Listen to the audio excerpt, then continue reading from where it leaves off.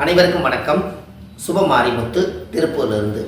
பூர்வீக சொத்து தடையில்லாமல் கிடைக்க ஆதிகால பரிகாரம். 5ஆம் இடம் தான் பூர்வீகம், 5ஆம் இடம் தான் குழந்தை. யாருன்னே தெரியாத குழந்தைகள் எங்கே இருக்காங்கன்னு கேட்டிங்கன்னா ஆதரவற்ற ஆசிரமத்தில் தான் இருக்காங்க.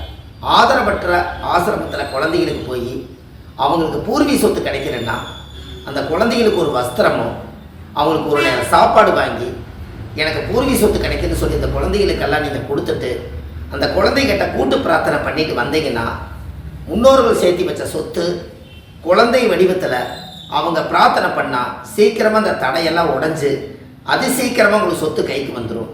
அதுக்கப்புறம் அந்த இடத்த வாங்கி நீங்கள் குலதெய்வத்துக்கு ஒரு பங்கு எடுத்து சாமி கும்பிட்டுட்டு நீங்கள் இடம் தட வீடு வாசல் சொத்து சுகமெல்லாம் வாங்கி சந்தோஷமாக வாழ்ந்து குலதெய்வத்தினுடைய அனுகிரகத்தால் நீங்கள் நல்லா இருப்பீங்க. ஆதரவற்ற ஆசிரமத்துக்கு போயிட்டு வாங்க. நன்றி, வணக்கம்.